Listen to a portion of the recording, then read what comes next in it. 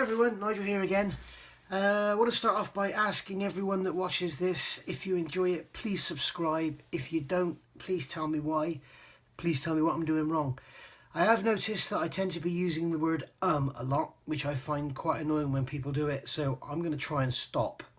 Tell me if I'm doing it, tell me if it's too much, and I'm going to try and hard and stop. I know certain people on here have certain phrases they can't get rid of, and things like that. Anyway, this is the Big Ed set from Eduard. It's the set for the B-2 stealth bomber from Modelcollect. It's literally just arrived in the post about 10-15 minutes ago, so I thought I'd do a quick review. One of the things I'm not too sure about with Eduard I don't like is their small instructions, which I guess can't be helped because the photo-etch frets have to fit in certain size bags. So what I always do is I go to the Eduard site or the Hannants UK site and print them out. So I'm going to show you that first of all here. This is what the set comes with. Basically there's five lots. There's a set of masks, CX504. You've got this is just called B-2A, but it tends to be more of an interior set really, 73624. This big boy here is 72663, it's the Bombay. 72664 covers the undercarriage, and 72665 is the Bombay doors. You'll see when we go through the instructions you don't necessarily need to buy all of this, but when you actually look at buying it separately, and certainly the price you can get for this on eBay, it's not worth buying them separately. I paid £60 for this, which is probably less than these two alone cost, so you know, well worth looking around.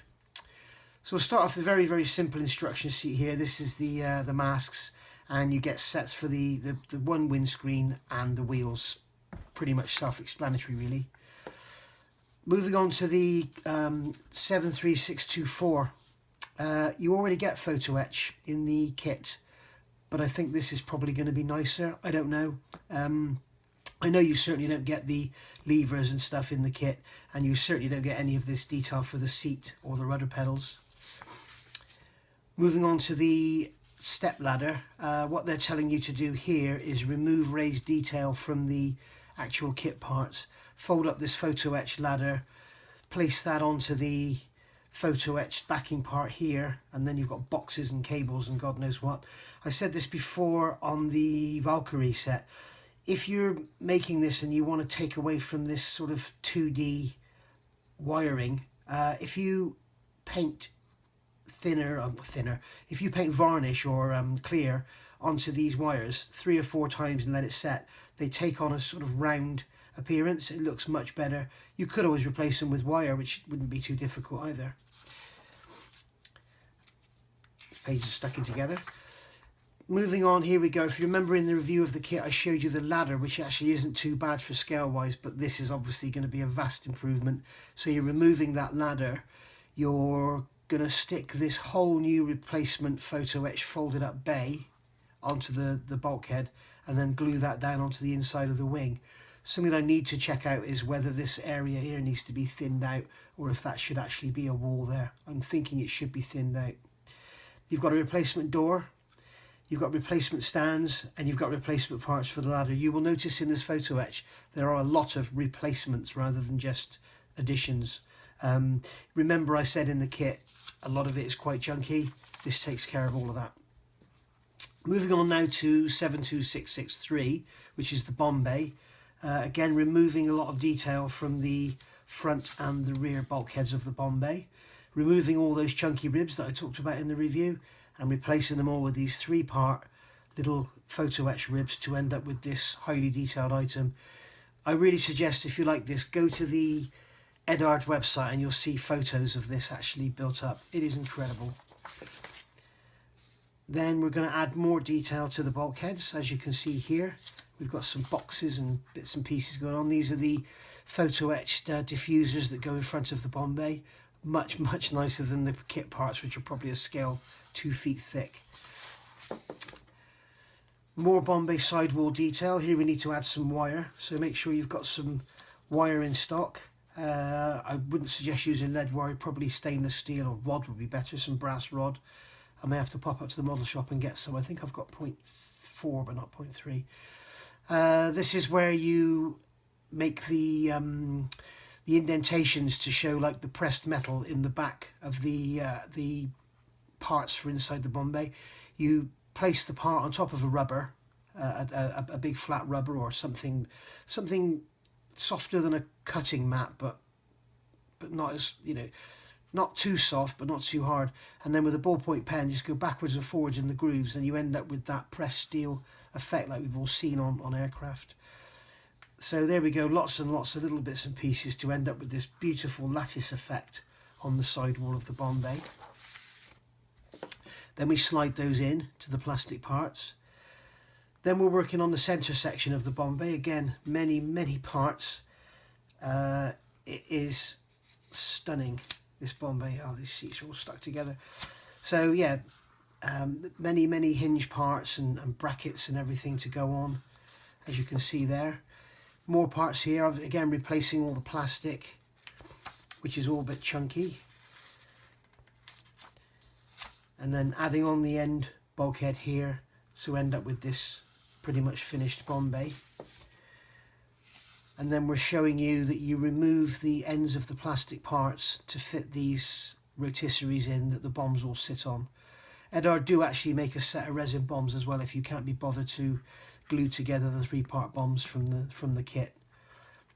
Here they're talking about making Bombay doors by using a paper template, 0.6 plastic card, cutting around it to make these new bomb doors, because the kit bomb doors are very thick. And then they go on about cutting the hinge areas from the hinge mounting points from the plastic Bombay doors, and then sticking them onto your new plastic doors you've made here, and then adding them on with these hinges. They're telling you to use the plastic hinges, remove a section of it and glue them in, and you get new actuating rods here that go in front and back. So running out of sync now slightly with the numbers. These are the Bombay doors. You don't need to get this set, but I seriously suggest you do if you're going to do the Bombay, because removing those parts, as we discussed just now, is going to be an absolute nightmare. And then you have to remove, so you cut them out and then you have to remove the plastic backing and end up with this tiny piece. You really may as well just buy this set.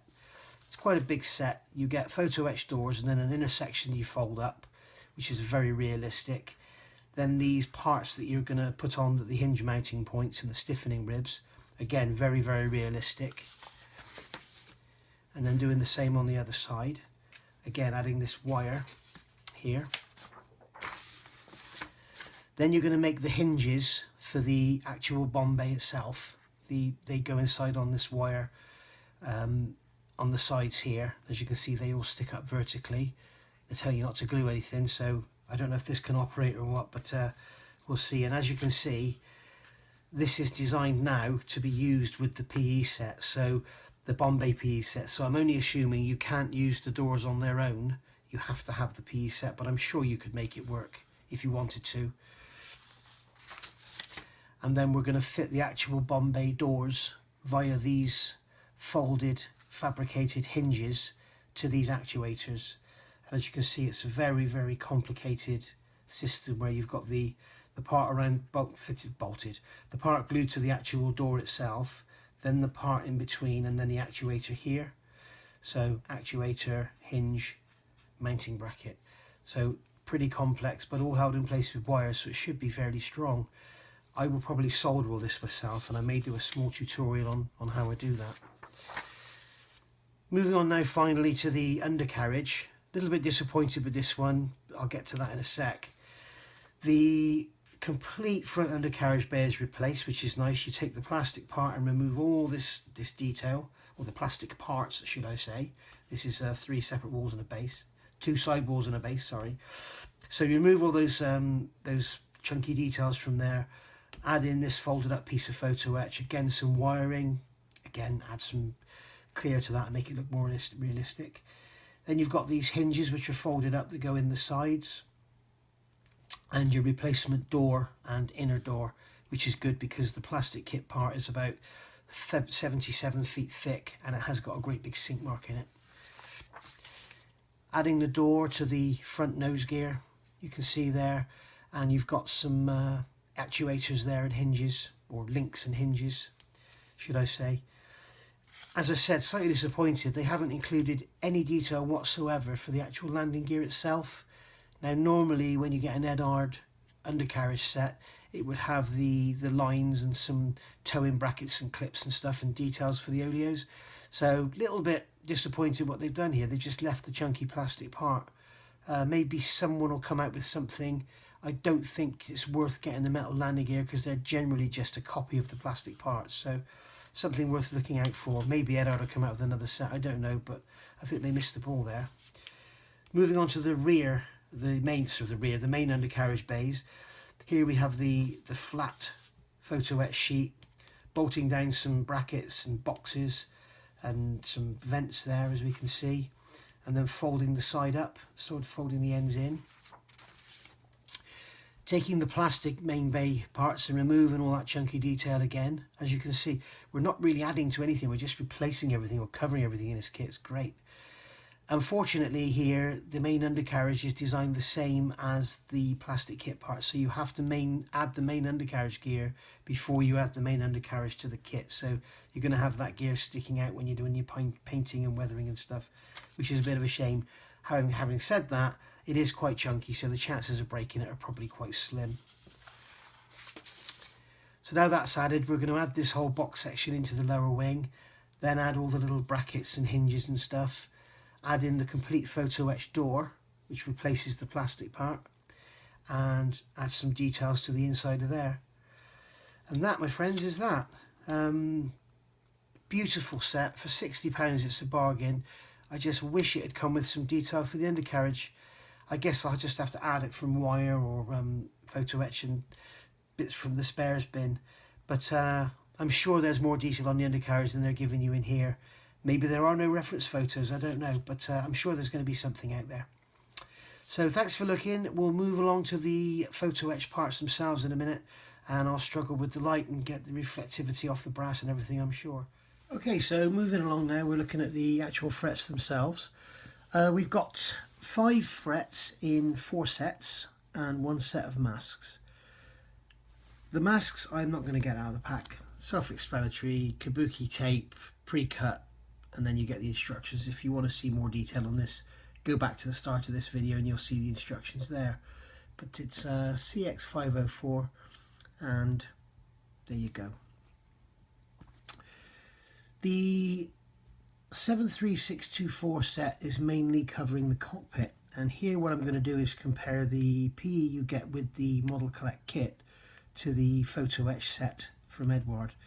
Now this is all you get with the Modelcollect kit, and as you can see here with the Eduard set, you're getting harnesses, the handles for the seats, more handles for the seats, rudder pedals, some brackets there, little tiny levers for the side consoles, some other little tiny buttons and levers and stuff, and also you get a 2-piece main dash panel, so that it kind of looks more realistic, and it's nice to see they've done it in the shutdown mode rather than having everything all bright and lit up like they never would be stood on the ground. The photo-etch you get with the Modelcollect set is, I don't know, maybe in some ways it's actually nicer. It's 3-dimensional and it's beautifully etched. So let's have a close-up look at those. I must apologise for the light. Obviously this is all metal, so reflection from lights is a bit of a pain, but if we look at the kit parts, you can see here, as they catch the light, you can see that they are 3-dimensional. But when we look at the Eduard set, you can see the detail is a lot finer, a lot crisper, but not as 3-dimensional. So I don't know, maybe the Eduard set is more correct in scale and certainly more complete, but maybe you don't get that effect so well when you look through the windscreen, right? Maybe the Modelcollect set will stand out more. Up to you. So that's those parts that you get with the, and then also with that set you get this photo-etch brass here, which is, this folds up, and this is the actual complete bay between the cockpit and the bottom of the aircraft, if you like. Here's the entry ladder. this is the ladder, the steps that you fold up to make the ladder, and these are the steps that go in it. The parts here are obviously the anti-radar sections, door, pipework, little bits and pieces. As I say, for more detail, go back through the instructions and you'll see what it all does. But for a close-up, you know, you can see that the etching in here is gorgeous. I'm so glad that Eduard moved away a couple of years ago from the plating, and they just leave everything brass now. It makes everything so much easier to solder. And again, I apologise for the light, but there's no other real way of doing it. I've tried this a couple of times without the light and you can't see anything, so there you go. So that's 73624. Now we're going to move on to the Bombay set, which is 72663. And you can see this is quite a large fret of brass. It's, as they all are now, 130 millimeters by 200. So it's quite a large fret of brass. No colour here, just a single sheet in each set. And just brass, no plating or anything, which is nice to see. And this is the Bombay set. Now I'm going to start off by showing you the detail here. This is the detail on these ribs. Okay, you can see in real life this would all be aluminium sections, forged aluminium sections probably, and then machined to get the flatness and squareness and all the bolt holes and everything. This is what you're replacing. This is in the kit. So as you can see, you know, the kit is okay. They've done a good job of giving you a Bombay, but you know, when you actually look at the photo etch and what you're going to get, if we look at the end walls, the end bulkheads, the detail on them, and bear in mind there's lots of odds and ends and boxes and cables and God knows what to stick to these. You know, when you look at that and you compare that to the kit parts, yeah, it's a lot nicer. But then some may say it's underneath, you're never going to see it, but I don't know. I'm a modeler, I enjoy doing stuff like this. And you can see there's lots more bracketry, and there's those veins that go in the front. Beautifully made, beautifully to scale. They will look gorgeous, especially when they're all painted white and everything. And there's the side walls and the centre beam section. All looking very nice indeed. I'm going to skip here to the Bombay doors because it's all associated with the Bombay. I'm sorry about this, but this is going to be a nightmare for reflection because there's so much. As you can see, there's so much. You're getting basically new outer doors and new inner doors. These sections fold up to give you the, I mean, let's face it, the real thing would be made from folded materials or moulded materials. And this is going to give you the exact shape that they would be on the real aircraft. And then we've got all the actuators, mounting points here and more mounting points there, and the little anti-radar wall sections that go on the end of the doors here to give them a double skin effect as they are in real life. So these doors are a massive improvement over the kit doors. As you can see, they're very, very thin, obviously. Great reflection of the light for you. Let's look at the detail on these actuators. Very, very nice indeed. Can you imagine this painted white and then given a light wash? It's just going to look incredible. If you're careful with your glue or solder, it's going to look even better. Very, very nice indeed. Great job from Eduard there. And what you're replacing is these here. And if we look at these doors, we can see how thick and chunky they are. See how thick they are there. You're replacing that. So, you know, well worth. Something I didn't do was look at the outside face of these doors. Yeah, and they're just plain. No detail on them whatsoever. I guess they wouldn't be then, because they have etched the backside. If they were going to bother to etch the backside, then they would have done detail on here if it needed it. And then finally we've got the undercarriage set, which is 72664. We've got main gear doors here, the front gear door here. This is the nose gear bay, which you obviously fold up. Have a closer look at that in a minute. And then we've got the main gear bays here, some wiring, brackets, bits and pieces, hinges for the gear doors, more cabling, odds and ends here that go around, and there's lots of boxes and stuff that go on. So let's have a close look at this. These hinges are very nice indeed. The main gear bays, all relief etched, all the rivet and bolt detail that you could want. Really nice, really clean, really sharp, and so much nicer than the kit detail. Okay, so there we have it, and that's it. Please like and subscribe. If you don't like it, please unlike it and tell me why. And I look forward to seeing you all for another review in the forthcoming future. Thanks for watching. Bye bye.